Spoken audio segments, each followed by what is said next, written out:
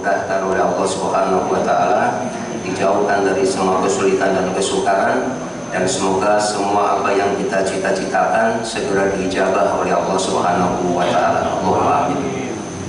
Al-Mukarramun wal Mukarramun, Bapak-bapak, Ibu-ibu jamaah yang dirahmati Allah Subhanahu wa taala.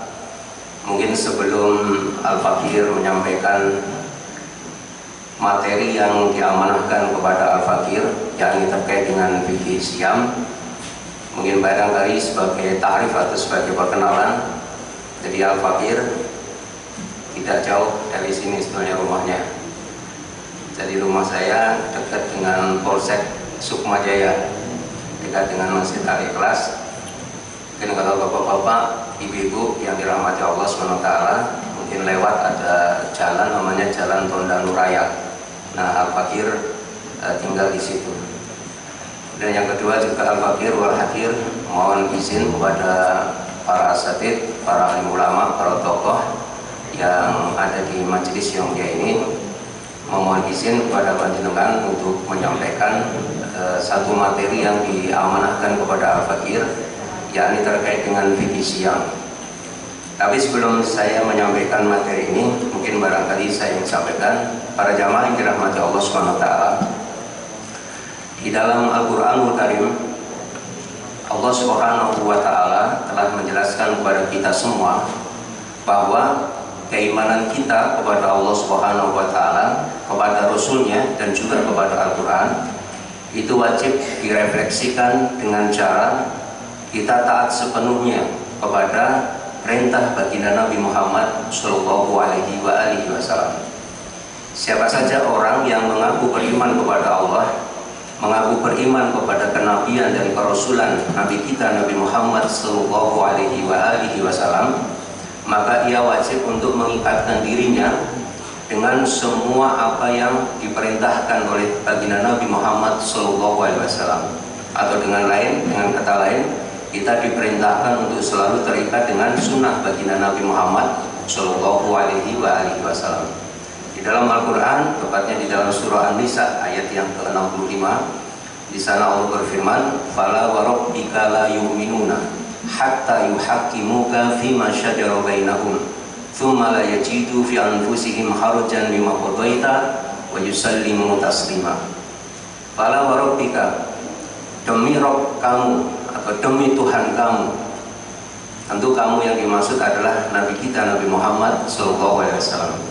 Fala wa rabbika la yu'minuna, pada hakikatnya mereka itu tidak beriman. Jadi para jamaah yang dirahmati Allah, di dalam bahasa Arab huruf la, misalnya la nafi'atal jinsi, itu memiliki banyak faedah atau memiliki banyak keutamaan atau banyak makna. Di antara makna huruf la nafi'ata lil jinsi, itu adalah huruf untuk menafikan. La istilah itu linafyun. Ada juga untuk nahyun, kemudian ada nafyun. Nah, kalau di ayat ini faedahnya adalah linafyin, untuk menafikan. Jadi di situ Allah bersumpah dengan mengatasnamakan Allah Subhanahu wa taala pribadi, bahwa mereka pada hakikatnya tidak beriman. Jadi imannya itu dinafikan. Jadi kalau ada orang mengaku beriman, tetapi dia tidak mau mengikuti baginda Nabi Muhammad SAW, maka keimanannya dinafikan.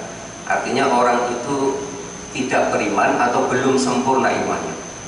Hatta yuhaqqimuka, sampai mereka itu bertahkim. Bertahkim itu begini, yang mukarramun yang dirahmati Allah. Kalau kita punya persoalan apapun, maka persoalan kita ini harus kita timbang, harus kita selesaikan dengan keputusan baginda Nabi Muhammad SAW.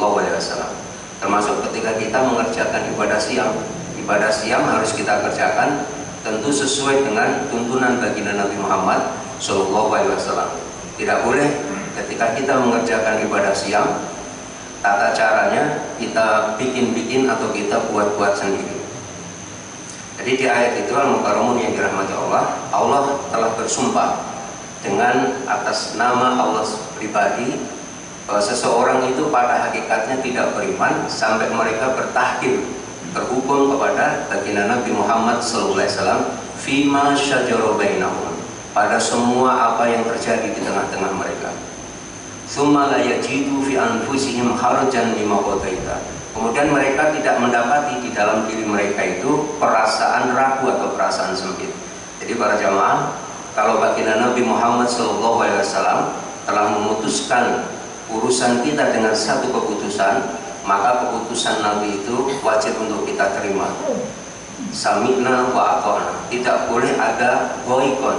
Goikon ai syakin. Tidak boleh ada yang namanya keraguan. Kemudian dia menerima keputusan Nabi SAW itu dengan sepenuh penerimaan.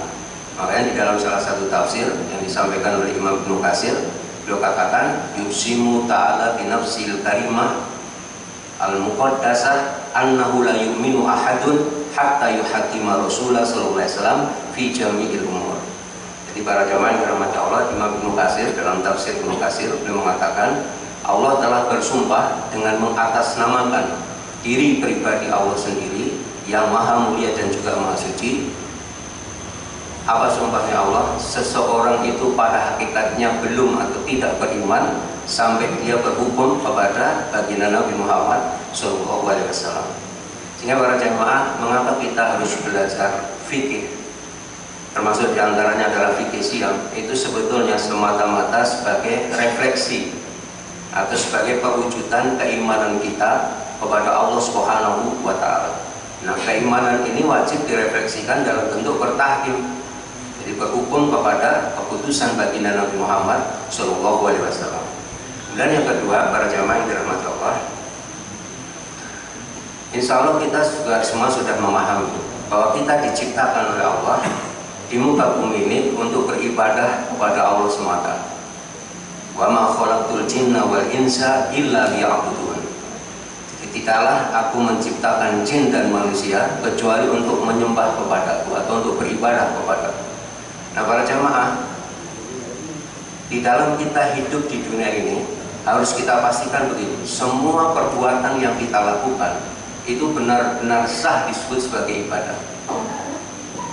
Ketika kita mengerjakan sholat kita itu memang benar-benar sah disebut dengan ibadah.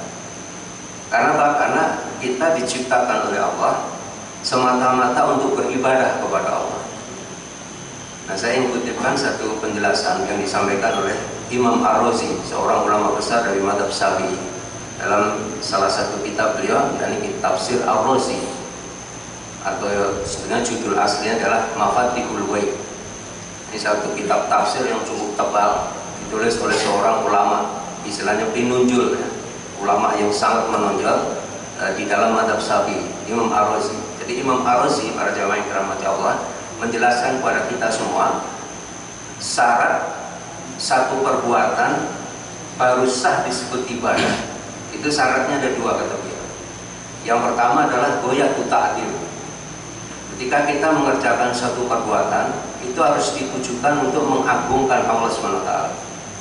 Kita mengerjakan sholat para jamaah bukan karena begini, mohon maaf, hanya dengan sholat itu bukan karena sholat itu berfaedah untuk menyehatkan diri misalnya, atau sholat karena sungkan tetangganya pada sholat, kemudian nggak enak nih kalau nggak datang ke masjid sholat. Tidak boleh seperti itu. Satu perbuatan baru sah disebut ibadah ketika memenuhi syarat. Yang pertama adalah goyatu ta'dil. Maksudnya adalah untuk mengagungkan Allah. Yang bisa mengagungkan Allah para jamaah itu hanya orang beriman dan orang yang di hatinya itu ada keikhlasan semata-mata menjadi itu Allah SWT. Maka kata beliau, sholatnya anak kecil itu tidak disebut ibadah, kata beliau. Mengapa? Karena anak kecil belum mengenal Allah. Ketika dia berbuat, belum ada tendensi atau tujuan goyatu ta'dil. Makanya para jamaah, kita mengerjakan perbuatan apapun itu semata-mata dalam rangka untuk mengagungkan Allah SWT, untuk taat sepenuhnya kepada Allah. Kita termasuk belajar fikih itu juga sama. Harus kita niatkan untuk mengagungkan Allah SWT, bukan untuk yang lain. Kemudian yang kedua, kata beliau, satu perbuatan agar sah disebut sebagai ibadah kepada Allah, syarat yang kedua adalah makmurun bihi. Kanal fi'lu makmurun bihi. Perbuatan itu memang diperintahkan oleh Allah dan Rasul. Artinya begini para jamaah, setiap perbuatan yang kita lakukan itu harus benar-benar sejalan dengan fikih. Artinya ketika kita misalnya gini, sholat subuh 2 rakaat. Mengapa kita sholat subuh 2 rakaat? Karena memang perintahnya cuma 2 rakaat.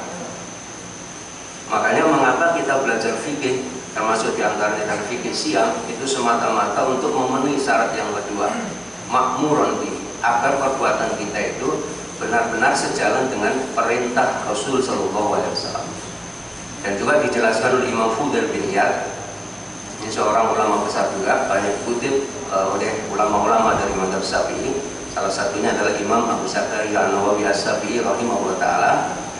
Dia katakan bahwa syarat agar satu amal disebut sebagai amal soleh itu kan ada 2, kata beliau, akhlasuhu wa aswabahu.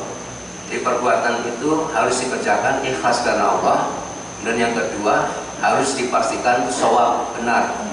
Kemudian beliau ditanya, apa yang dimaksud dengan ikhlas? Ikhlas itu, kata beliau, ayakuna lillah, perbuatan itu semata-mata untuk mencari ridha Allah. Dan yang kedua yang dimaksud shawab, beliau katakan al sunnah, sejalan dengan sunnah baginda Nabi Muhammad SAW. Baik para jamaah yang dirahmati Allah SWT, jadi itu mungkin barangkali yang perlu Al-Fakir sampaikan terlebih dahulu, agar ketika kita menyambut datangnya bulan suci Ramadan itu betul-betul disambut dengan ilmu. Jadi bukan disambut dengan apa istilahnya sekedar euforia. Karena barang siapa orang yang senang dengan datangnya bulan suci Ramadan, maka jasadnya akan diharamkan oleh Allah dari api neraka. Di dalam riwayat disebutkan. Baik para jamaah yang dirahmati Allah, kita akan mulai kajian kita, yakni fikih siang. Apa yang dimaksud dengan as-siyam atau saum? Ini saya kutipkan satu kitab ya dari mazhab Syafi'i. Jadi Al-Khatib Asy-Syafi'i dalam kitab Muhdi Muhtaj, beliau katakan was-saumu lughatan al-imsak.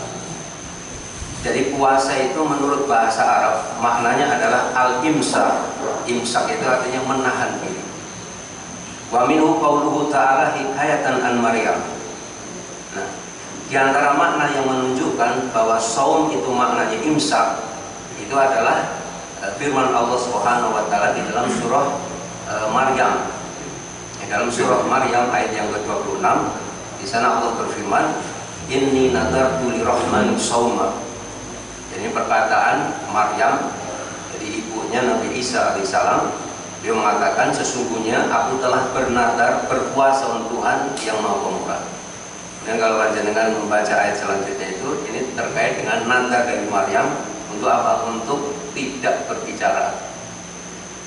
Dia katakan imsakan wa sukutan anil kalam.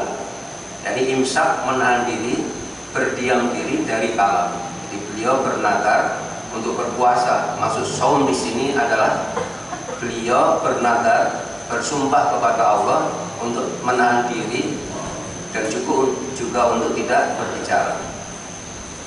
Wasa'an, sedangkan menurut syariat imsakun anil muftiri ala wajhin makhsusin.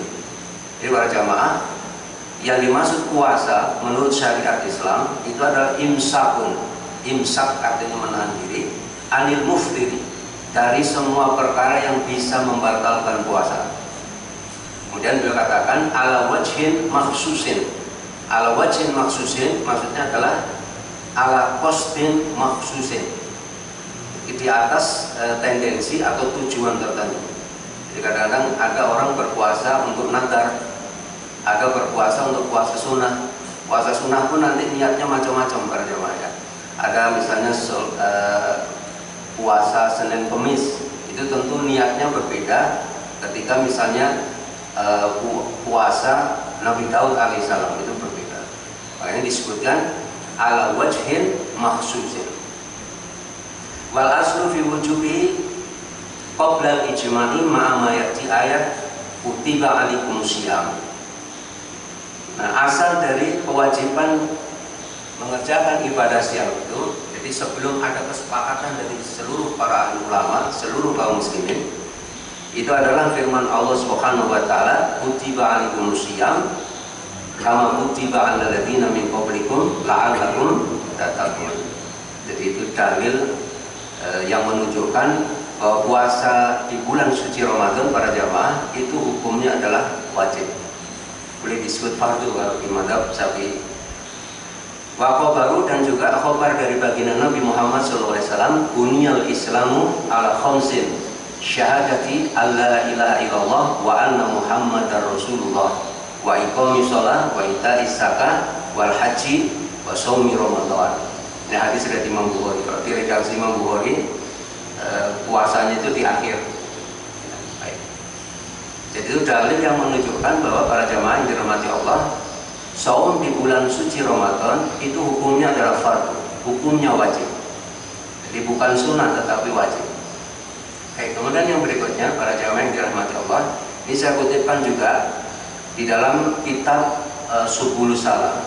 Ini definisinya agak lebih panjang. Beliau katakan yang dimaksud dengan saum menurut syariat atau menurut istilah para ulama, imsakun maksusun wa imsaku anil akli wa syurbi wal jimai wa durihima mimma warada bi syar'u fil nahari ala wajhil masru'i wa yatba'u dhalikal imsaku anil akli wa rafasi wa durihima minal kalami al muharrami wal makruhi. Beliau katakan para jamaah, yang dimaksud dengan saum menurut istilah ini menurut seorang ulama, Imam As-Sun'ani. Imam As-Sun'ani ini pengarang kitab Subulus Salam. Ini kitab fikih yang di situ ada muqaranah dibaca. Muqaranah itu perbandingannya. Tapi saya yang sampaikan Imam As-Sun'ani ini memang beliau itu terkenal, jadi istilahnya itu isunya itu beliau itu pengikut dari Syiah Zaidiyah, itu sebetulnya Imam As-Sun'ani. Baik. Tapi ini kitab Subulus Salam dikaji di mana-mana, termasuk di negeri kita ya. Para ulama juga mengkaji kitab Subulus Salam. Jadi yang dimaksud dengan puasa itu adalah menahan diri yang bersifat khusus, yakni menahan diri dari makan, minum, jima dan lain-lain yang syariat telah menjelaskannya. Di siang hari, tentu yang dimaksud adalah di siang hari menurut cara yang telah disyariatkan, dan hal-hal yang disertai dengan menahan diri dari perkataan sia-sia, perkataan yang merangsang, perkataan yang diharamkan dan dimakruhkan, dikarenakan adanya hadis-hadis yang melarang hal itu dalam puasa, dan seterusnya para jamaah. Kemudian pensyariatan puasa, kapan puasa itu disyariatkan? Para jamaah yang dirahmati Allah, di dalam kitabnya Imam Syaukani, kitab ini kitab fikih tapi susunan kitab hadis tapi susunannya fikih. Jadi Imam Syaukani dalam kitab Nailul Awtar beliau katakan puasa disyariatkan Allah pada kaum muslimin pada hari Senin tanggal 2 Sya'ban tahun kedua Hijriah.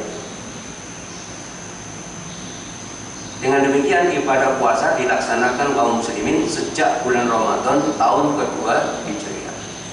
Jadi setelah Sya'ban kan Ramadan ya para jemaah. Sekarang sudah tanggal 19 kalau nggak salah, 19 Sya'ban sekarang. Tinggal beberapa hari lagi ya semoga kita diizinkan oleh Allah masuk di bulan suci Ramadan.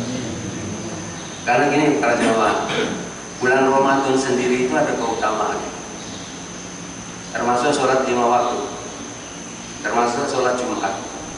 Di dalam hadis sahih disebutkan as-shalawatul khamsu, sholat 5 waktu, wal jum'atu ila jum'ah, kemudian sholat Jumat sampai ke Jumat berikutnya, kemudian Ramadan wa Ramadanu ila Ramadana mukaffiratun. Jadi gini para jamaah, sholat 5 waktu itu di antara sholat-sholatnya itu bisa menghapus dosa kecil. Selama orang itu bisa meninggalkan dosa besar, kita stanabal kabair. Jadi para jamaah kita ini sholat subuh. Nanti kalau kita bisa sampai sholat duhur, ini semua dosa kecil kita antara sholat subuh dan sholat duhur itu diampuni oleh Allah. Termasuk juga antara sholat Jumat dengan Jumat berikutnya. Itu diantaranya kalau panjenengan melakukan dosa-dosa kecil diampuni oleh Allah. Tapi syaratnya kita stanabal kabair. Asalkan panjenengan bisa meninggalkan dosa-dosa besar, termasuk Ramadan sampai Ramadan berikutnya. Makanya kita berharap benar-benar berkeinginan, berhasrat agar kita diizinkan oleh Allah bisa bersua dengan bulan suci Ramadan. Mengapa? Karena keutamaannya seperti yang disabdakan oleh baginda Nabi SAW, mukaffiratun ma bainahunna idza istanabal kabair. Jadi bisa menghapus dosa-dosa, maksudnya dosa kecil kata para ulama, selama bisa meninggalkan dosa-dosa besar. Seluruh kaum muslimin telah bersepakat mengenai kewajiban melaksanakan puasa di bulan suci Ramadan. Jadi kalau ada, para jamaah yang dirahmati Allah, kalau ada seorang muslim mengatakan puasa di bulan suci Ramadan itu tidak wajib, itu orang mungkar. Ya. Karena hukum atas wajibnya ibadah siam itu sudah disepakati oleh para alim ulama. Tapi kalau yang masih khilafiyah, hukumnya itu masih diperselisihkan, panjenengan nggak boleh menganggap orang lain yang berbeda dengan panjenengan melakukan kemungkaran. Itu kaidahnya. Dalam kitabnya Imam Asy'ari disebutkan la yunkaru al-mukhtalafu bihi wa innama yunkaru al-mujma' alaihi. Dalam kitabnya Imam Asy'ari Al-Aswa wa Nadhair itu di di kaidah yang ke-35 itu ada satu kaidah yang mungkin barangkali para jamaah wabil khusus ini mohon maaf ya, para pengurus masjid itu harus memahami kaidah ini. Dia katakan gini, la yunkaru al-mukhtalafu fihi. Tidak boleh dianggap mungkar, tidak boleh diingkari perkara-perkara yang hukumnya masih diperselisihkan di kalangan ulama. Yang boleh dianggap mungkar dan diingkari itu al-mujma' alaihi, perkara-perkara yang hukumnya sudah disepakati ulama. Maksudnya gini para teman, kalau di tengah-tengah kita itu ada kaum muslimin atau saudara-saudara muslim kita berbeda pendapat dengan kita dalam masalah-masalah yang hukumnya masih istilahnya itu khilafiyah, maka kita nggak boleh menganggap saudara kita yang berbeda pendapat dengan kita itu melakukan kemungkaran, nggak boleh. Misalnya kalau terkait dengan sholat subuh misalnya, sholat subuh ini kalau fatwanya Imam Nawawi pakai kunut itu sunahnya sunah mu'akkadah. Ini fatwanya Imam Abu Zakaria An-Nawawi. Jadi kalau ditinggalkan kunut di waktu sholat subuh itu dia harus sujud sahwi gitu. Sementara justru ada ulama yang punya pendapat kunut di waktu sholat subuh terus-terusan itu hukumnya malah bid'ah, ada sebagian gitu. Nah, kaidahnya tidak apa. Misalnya panjenengan mengikuti pendapat yang mengatakan kunut di waktu sholat subuh terus-terusan itu adalah bid'ah, tetap di hati panjenengan nggak boleh mengatakan, nggak boleh menganggap saudara-saudara kita yang ada di mazhab Syafi'i yang kunut di waktu sholat subuh terus-terusan itu melakukan kemungkaran, nggak boleh. Mengapa? Karena persoalan itu masih diperselisihkan di kalangan ulama. Makanya kata ulama, hadis man ro'a minkum munkaron falyughayyirhu biyadihi ila akhiril hadis itu tidak berlaku dalam masalah khilafiyah. Maka kalau ada saudara kita berbeda pandangan dengan kita dalam masalah khilafiyah, nggak boleh panjenengan amar ma'ruf nahi anil munkar, nggak boleh. Karena pada hakikatnya saudara kita itu tidak melakukan kemungkaran. Yang baru boleh dianggap mungkar itu kalau menyelisihi hukum yang sudah disepakati oleh para ahli ulama. Salah satunya adalah kewajiban ibadah siam di bulan suci Ramadan. Kalau itu sudah disepakati, sama seperti sholat lima waktu. Sehingga kalau ada orang mengatakan sholat lima waktu itu tidak wajib, atau puasa di bulan suci Ramadan itu tidak wajib, atau dia menyelisih hukum-hukum yang sudah disepakati dalam hal ibadah siam, maka baru boleh panjenengan katakan orang itu melakukan kemungkaran, baru boleh ditegakkan amar ma'ruf nahi anil munkar. Kemudian yang berikutnya para jamaah yang dirahmati Allah, apa keutamaan ibadah siam? Ini barangkali sebagai upaya agar kita benar-benar terdorong untuk mengerjakan ibadah siam di bulan depan ini dengan sungguh-sungguh. Itu salah satunya memang kita harus memahami para jamaah yang dirahmati Allah SWT keutamaan puasa di bulan suci Ramadan. Yang pertama para jamaah yang dirahmati Allah, puasa di bulan suci Ramadan menghapus dosa sebelum dan sesudahnya. Masya Allah. Makanya panjenengan betul-betul harus serius mengerjakan ibadah siang ini, harus serius benar. Bahkan ada para ulama salafus saleh itu mereka sudah berharap untuk berjumpa dengan bulan suci Ramadan itu 6 bulan sebelumnya. Itu diriwayatkan oleh Imam Ibnu Jauzi, disebutkan seperti itu. Nabi mengatakan man shoma ramadhana imanan wa ihtisaban ghufira lahu ma taqaddama min dhanbi. Barang siapa berpuasa di bulan Ramadan dengan penuh keimanan dan keikhlasan, maka diampuni dosa-dosanya yang telah lalu. Masya Allah. Makanya para jamaah, alhamdulillah kalau kita nanti bisa bersua dengan ibadah puasa di bulan suci Ramadan. Kemudian yang berikutnya, puasa itu al-mukarramun yang dirahmati Allah. Di dalam Al-Quran disebutkan dengan sangat jelas, dengan sangat sharih, satu amal yang apabila kita lakukan tadi ya, imanan wahtisaban, maka akan berbuah ampunan dan pahala yang sangat besar. Ini saya kutipkan di dalam surah Al-Ahzab, jadi surat yang ke-33 ayat yang ke-35. Di sana disebutkan innal muslimina wal muslimati, dan terus para jamaah, dan ada frase begini, was-shaimina was-shaimati, dan orang-orang yang berpuasa baik dari kalangan laki-laki maupun perempuan. Dan disebutkan di akhir ayat itu, a'adallahu lahum maghfiratan wa ajran 'azima. Maka Allah telah menjanjikan untuk mereka maghfiratan, ampunan, wa ajran 'azima, dan pahala yang 'azima. Kalau isim fa'il itu ini para jemaah, isim fa'il itu untuk menunjukkan betapa banyaknya hal itu. Jadi kalau orang misalnya alim ya, pakai isim fa'il, itu berarti orang yang punya ilmu. Tapi kalau disebut alim, itu ilmunya banyak sekali.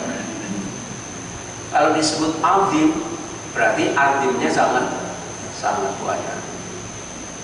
Jadi itu di antara keutamaan orang yang mengerjakan ibadah siang akan mendapatkan ampunan dan pahala yang sangat besar dari Allah SWT. Para jamaah, mungkin saya ingin tanya nih, kira-kira misalnya begini, kalau ada orang bilang begini, siapa saja yang puasa di bulan suci Ramadan akan dapat uang 1 triliun. Kira-kira bapak-bapak, ibu-ibu kira-kira mengerjakan nggak kira-kira? Kalau 1 triliun langsung dikerjain. Padahal mengerjakan ibadah siang itu jauh lebih utama dibandingkan uang 1 triliun. Dapat maghfirah itu masya Allah para jamaah. Dapat ampunan itu luar biasa. Ampunan dari Allah dan dapat pahala yang sangat besar. Dan yang berikutnya, puasa itu lebih baik bagi orang yang tahu. Makanya di dalam mazhab Syafi'i para jamaah mengambil azimah itu lebih baik daripada mengambil rukhsah. Rukhsah itu keringanan.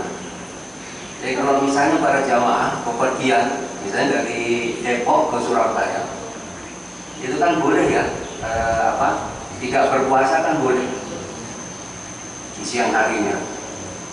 Ketika mengambil untuk tidak berpuasa, itu artinya bapak-bapak, ibu-ibu memilih untuk mengambil rukhsah atau keringanan. Lawan dari rukhsah itu namanya azimah. Azimah itu hukum yang berat, apa adanya, hukum asalnya. Kalau orang bepergian dan jarak safarnya itu istilahnya itu sudah membolehkan lebih dari 83 km, maka kalau dia tetap berpuasa, maka itu lebih baik bagi dia. Makanya mengambil azimah itu lebih baik. Dalilnya adalah di dalam Al-Quran sendiri, wa antasumu khairul lakum in kuntum ta'lamun. Tapi ini ada perselisihan pendapat di kalangan ulama. Tapi kalau di mazhab Syafi'i mengambil azimah itu lebih baik. Baik. Dan puasa untuk Allah dan dibalas Allah sendiri. Di dalam hadis qudsi disebutkan, wallahu ta'ala kullu amali ibni adam lahu illa siyamu fa innahu li wa an ajsibi. Lalu sebenarnya maksudnya apa ya terjemah hadis ini? Sering ya dibacakan oleh para asatidz. Ya semua amal tentu yang balas Allah sendiri kan ya. Semua amal yang kita kerjakan, bukan hanya puasa, seluruh amal kebaikan yang kita lakukan, tentu yang membalas adalah Allah sendiri. Karena Allah yang punya pahala, Allah yang punya surga, bukan selain Allah. Nah maksudnya gini, ini saya kutipkan ya, satu penjelasan Pak Jamal. Ini disampaikan oleh Imam Abu Zakaria An-Nawawi As-Syafi'i dalam kitab Syarah Sahih Muslim. Jadi beliau katakan, wa fi hadzal hadisi bayanu idami fadli shaumi wa hassi ilaihi. Di dalam hadis ini ada penjelasan atas besarnya keutamaan puasa dan dorongan untuk mengerjakan ibadah puasa. Para jamaah yang dirahmati Allah, puasa itu benar-benar satu amal yang fadilahnya sangat besar, yang pahalanya sangat besar. Saking besarnya keutamaan puasa, saking besarnya pahala puasa, maka agar kita terdorong untuk benar-benar mengerjakan ibadah puasa itu iman dan ihtisaban, maka Allah mengatakan wa ana ajzi bihi. Maka kata beliau, ayanu li idami fadlihi wa kasrati sawabihi. Makanya para jamaah benar-benar kalau sudah masuk di bulan suci Ramadan, itu istilah kalau ulama-ulama salaf dahulu, orang itu kalau sudah masuk di bulan suci Ramadan, itu orang pasti akan bersungguh-sungguh dalam hal mengerjakan ibadah dan kebaikan. Makanya di dalam hadis-hadis sahih disebutkan Nabi kita Nabi Muhammad kalau sudah berada di bulan suci Ramadan, beliau ini dermawannya luar biasa. Bahkan Imam As-Syafi'i mengatakan begini, sebetulnya kalau bulan Ramadan itu adalah bulan kedermawanan. Nabi Muhammad itu kalau ngasih di bulan suci Ramadan seperti air yang mengalir, seperti angin yang berhembus. Kebaikan Nabi kita Nabi Muhammad SAW. Makanya para jamaah, kalau yang mendapatkan rizki dari Allah, ya rizki yang banyak, maka kalau pas masuk di bulan suci Ramadan, istilahnya nggak usah dihitung-hitung, nggak usah, apalagi pelit ya, jangan. Itu justru harus digunakan kesempatan itu untuk memperbanyak aktivitas, baik itu memberikan infak, sedekah, maupun juga amal-amal maliyah yang lain. Karena apa? Karena benar-benar sangat besar. Makanya di sini disebutkan li'annal karima idza akhbara bi annahu yatawalla bi nafsihil jaza iqtata idama qaddil jazai wa sa'atil aqai. Ini kata Imam Abu Zakaria An-Nawawi. Jika Allah yang Maha Mulia mengabarkan bahwa Dia sendiri yang memberi balasan, maka itu menetapkan betapa besarnya kadar balasan dan luasnya pemberian dari Allah. Di Al-Quran para jamaah, Allah mengabarkan, jadi salah satu takwil dari wa ana ajzi bihi, saya yang akan memberikan pahala sendiri, yang akan membalas sendiri. Salah satu takwilnya begini, kata para ulama, Allah Subhanahu wa Ta'ala di dalam Al-Quran maupun juga baginda Nabi Muhammad SAW itu kadang-kadang menjelaskan kadar balasan atau pahala dari amal-amal tertentu. Kalau di Al-Quran kan disebutkan ya, barang siapa orang yang mengerjakan amal kebaikan, maka dia akan mendapatkan balasan 10 kali lipatnya. Asyru amsaliyah, dia akan mendapatkan asyru amsaliyah, 10 kali lipatnya. Dan kalau melakukan ini pahalanya sekian. Misalnya kalau bapak-bapak ibu-ibu taruhlah umroh di bulan suci Ramadan, itu disebutkan pahalanya itu setara dengan pahala mengerjakan ibadah haji. Bapak-bapak ibu-ibu kalau misalnya sholat di Masjid Nabawi, atau bapak-bapak ibu-ibu sholat di Masjidil Haram, kalau bapak-bapak mengerjakan di situ sholatnya, sholat apapun itu akan dilipat gandakan 100.000 kali disebutkan. Tapi untuk puasa itu Tidak disebutkan. Di dalam hadis qudsi ini yang disebutkan, saya yang akan balas sendiri. Berarti begini, itu tergantung Allah, terserah Allah.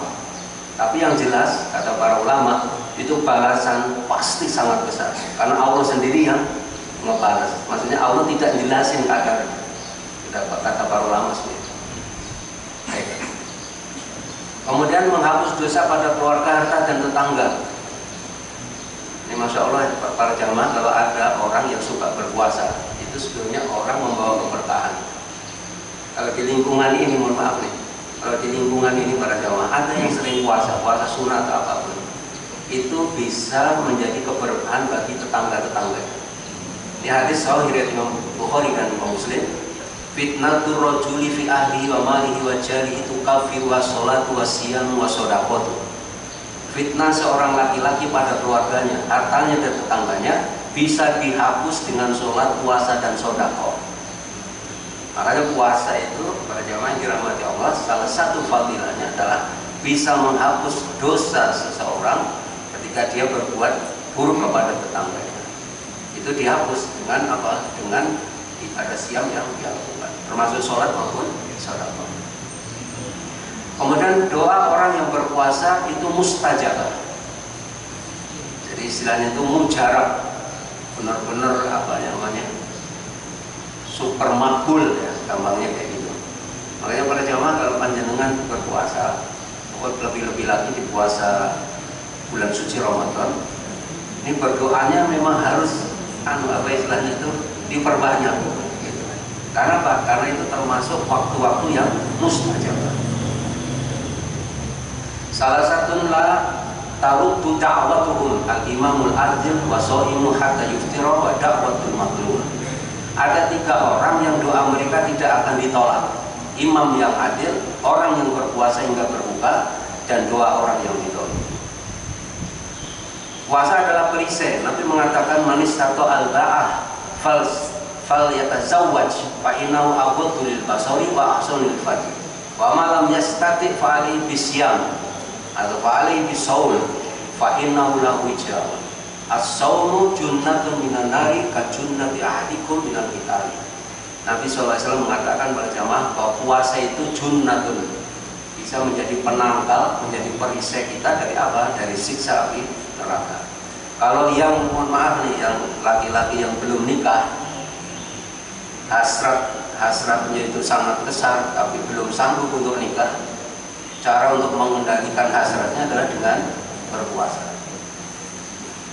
Perbuatan yang memasukkan ke dalam surga. Di dalam Imam Ahmad, Imam An-Nasai disebutkan. Dan puasa para jamaah itu juga bisa memberikan syafaat, memberikan pertolongan. Makanya berbahagialah orang yang sering berpuasa.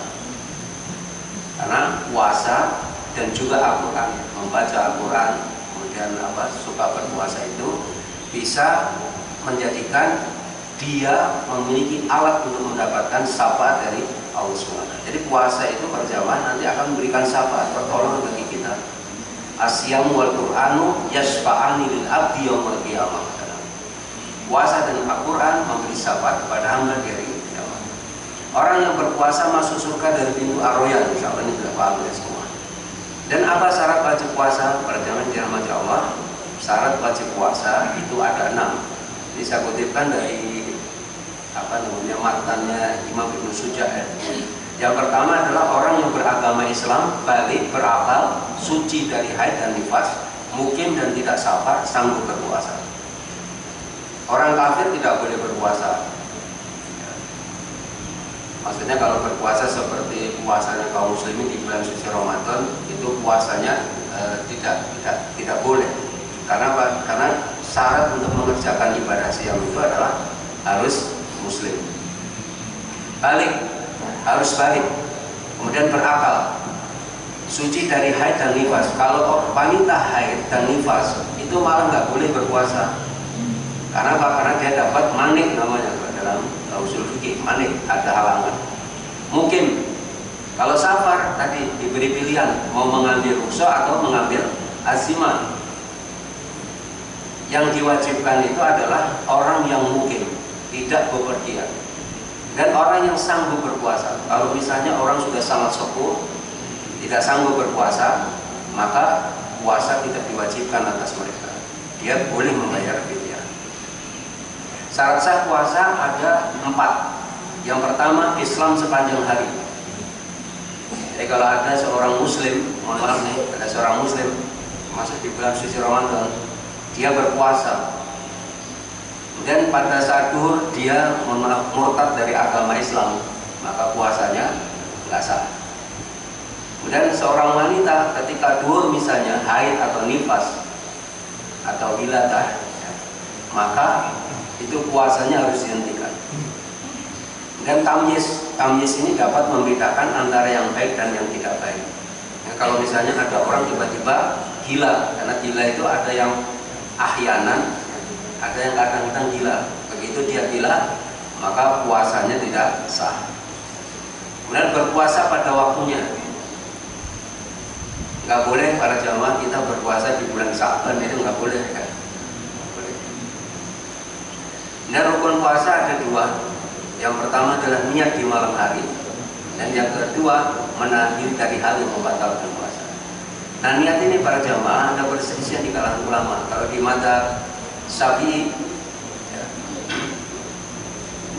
itu berpendapat niat itu harus di setiap malam. Niat ini hukumnya wajib. Kalau ada orang tidak berniat puasa di malam harinya, maka puasanya batal, puasanya nggak sah. Karena di dalam hadis Nabi Sallallahu Alaihi Wasallam bersabda, la siyama liman lam yajma isyam minal lail. Tidaklah berpuasa orang yang tidak berniat puasa di malam hari. Dan niat itu para jamaah, niat itu kalau di fikih madzhab Syafi'i yang disebut niat itu al-qasdu muqtaronan bil fi'li. Makanya kalau sholat apa namanya, sholat subuh tadi ya para jamaah, kalau panjenengan mempraktekkan fikih madzhab Syafi'i, yang dimaksud niat itu harus dibarengi dengan perbuatan. Di madzhab Syafi'i itu dibedakan antara cita-cita dengan niat, itu beda. Kalau bapak-bapak di madzhab Syafi'i ini di rumah itu sudah punya niat, punya keinginan untuk sholat subuh, itu tidak disebut niat sholat subuh, cita-cita sholat subuh. Terus gimana supaya niatnya sah, benar-benar disebut sah, muqtaronan bil fi'li. Makanya kalau di kan usolli fardhu subhi, nah lillahi ta'ala Allahu akbar, nah, harus dibarengi dengan muqtaronan bil fi'li. Kalau di madzhab Syafi'i itu supaya panjenengan tahu, karena niat itu berjamaah menentukan amal kita. Innamal a'malu binniyat wa innamal likulli imri'in ma nawa. Maka ulama mengatakan al-umur bima qasidiha. Setiap urusan itu tergantung dari niatnya. Niat itu penting untuk membedakan. Misalnya gini berjamaah, panjenengan ini puasa wajib atau puasa sunnah, itu tergantung niatnya. Misalnya mandi, sama-sama mandi besar nih. Kalau niatnya bukan untuk mandi janabah, itu orang keluar dari kamar mandi, tetap dia disebut orang berhadas besar. Apalagi sebelum mandi, dia wajib untuk apa? Untuk niat. Niatnya apa? Niat untuk menghapus, menghilangkan hadas besar. Kayak gitu. Nggak boleh panjenengan nggak punya niat, nyelonong aja di kamar mandi besar gitu. Terus niatnya kapan itu? Anda ini mandi apaan? Gitu. Nah, itu yang menentukan adalah niat. Makanya niat itu sangat-sangat penting. Tapi di madzhab Maliki dan juga madzhab Hambali, niat puasa itu sah untuk selama 1 bulan. Tanggal 1 panjenengan niat puasa bulan suci Ramadan, niatnya itu sebulan penuh, itu sudah cukup untuk di madzhab Maliki. Yang lebih kuat mana? Sebetulnya yang paling kuat sebenarnya di madzhab Syafi'i kalau menurut Al-Fakir itu. Dan juga ditafsir oleh Imam Syaukani dalam kitab Ainul Allah. Kemudian kalau di madzhab Imam Abu Hanifah, siang hari panjenengan niat berpuasa untuk besok harinya, itu sah niatnya. Enggak harus di malam hari. Kata ulama-ulama dari mazhab Hanafi. Kemudian menahan diri dari hal yang membatalkan puasa. Membatalkan puasa ada 6 para jamaah, insyaallah panjenengan sudah memahami semua. Mungkin barangkali yang ada yang kalau merokok gimana Pak Ustaz? Itu kan merokok nggak minum, merokok itu sebenarnya minum. Ya, merokok itu membatalkan puasa para jamaah. Nah, hal yang membatalkan puasa itu ada 2 macam. Yang wajib qodok saja, ada yang qodok dan membayar kafar. Kafar itu membayar denda. Yang membayar denda cuma 1, melakukan hubungan suami istri. Di siang hari misalnya melakukan hubungan suami istri, maka puasanya batal. Dia wajib mengqodok di hari yang lain. Selain mengqodok, dia harus membayar kafarot. Kafarotnya itu berat, membebaskan budak karena budak sekarang nggak ada, dan puasa 2 bulan berturut-turut. Kalau ulama salaf itu gini para jamaah, ini urutan kafarotnya itu harus urut. Kalau panjenengan nggak dapat budak, jenengan harus puasa 2 bulan berturut-turut. Kalau memang sudah nggak bisa, baru memberi makan 60 orang miskin. Kalau saya langsung memberi makan 60 orang miskin aja deh, gampang nih kayaknya. Tinggal melanggar terus. Jadi bayar kafarotnya yang gampang. Kalau puasa 2 bulan berturut-turut mah kita nggak sanggup mah. Nanti batal lagi Pak Ustaz gitu misalnya. Ya baik. Hal yang tidak membatalkan puasa, berpuasa dalam keadaan junub. Jadi para jamaah, kita ada ya yang malam-malam misalnya melakukan hubungan suami istri, belum sempat mandi janabat, atau karena waktunya mepet, misalnya belum sempat mandi janabat sudah masuk waktu subuh. Terus apakah puasanya batal? Tidak, puasanya sah. Ada riwayat mengatakan itu. Menuangkan air di atas kepala juga tidak membatalkan puasa. Memakai celak, meneteskan obat tetes mata itu tidak membatalkan. Mencium juga sama, mencium tidak membatalkan puasa. Berbekam juga sama, tidak membatalkan puasa. Kemudian berkumur-kumur dan memasukkan air ke dalam hidung itu tidak membatalkan puasa, asalkan tidak berlebihan. Mencicipi masakan dan makanan nggak membatalkan puasa, kecuali kalau ditelan. Cicipin 1 piring. Apalagi kalau puasa masak rendang gitu kan ya, masak rendang enak. Dan yang terakhir pada jamaah ini langsung aja ya. Hukum orang yang meninggalkan puasa. Para jamaah yang dirahmati Allah, karena puasa itu termasuk rukun Islam, maka hukumnya itu berat. Orang yang sampai meninggalkan ibadah siang. Makanya para jamaah nyuwun sewu, kalau ada keluarga panjenengan yang mengaku muslim kok kemudian nggak berpuasa, itu benar-benar harus panjenengan ingatkan. Ini saya kutipkan di dalam kitab Targhib.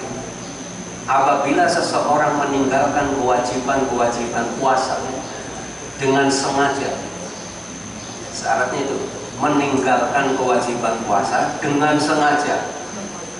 Dia sudah ngerti hukumnya, dia juga sudah ngerti berbagai ketentuan yang terkait dengan ibadah siam di bulan suci Ramadan, meskipun cuma global nggak rinci, dia sudah tahu semua. Dan diiringi dengan pengingkaran, itu syaratnya, diiringi dengan pengingkaran, meremehkan kewajibannya atau menolak kewajibannya, maka orang itu telah terjatuh ke dalam kekafiran. Jadi orang itu dianggap murtad dari Islam. Sama seperti meninggalkan sholat pada jamaah.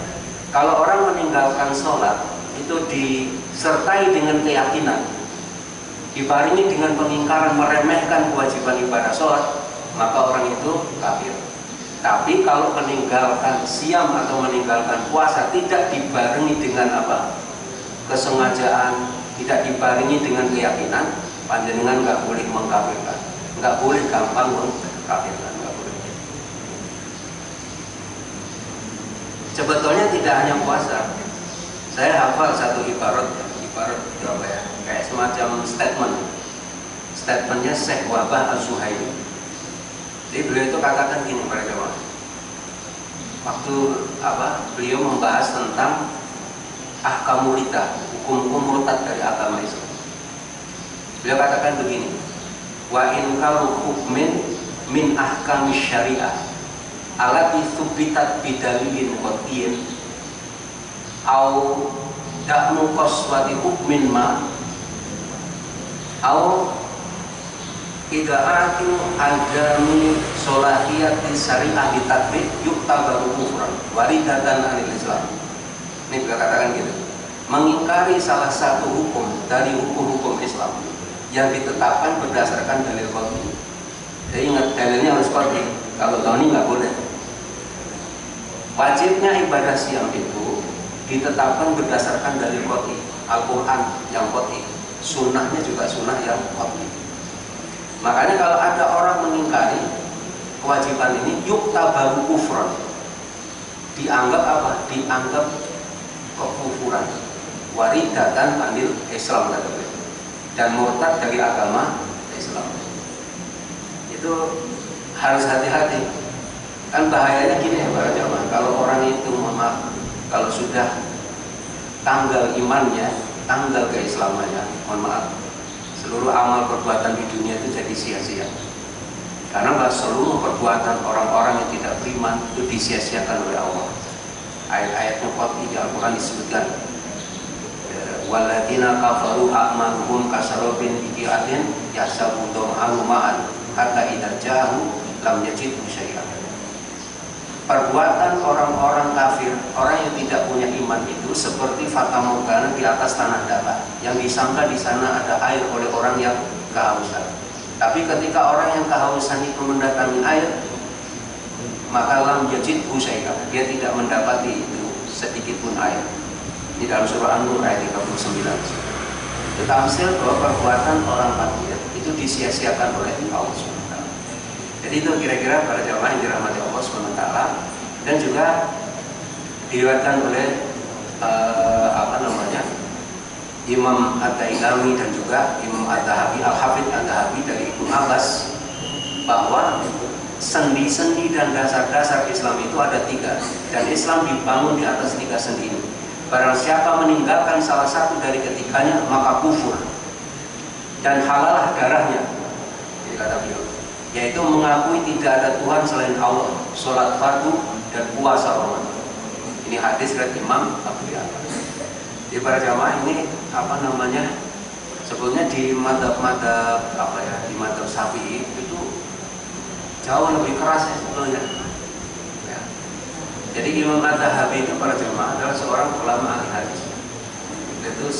Beliau termasuk salah satu gurunya ulama-ulama besar seperti Imam Ibnu Katsir.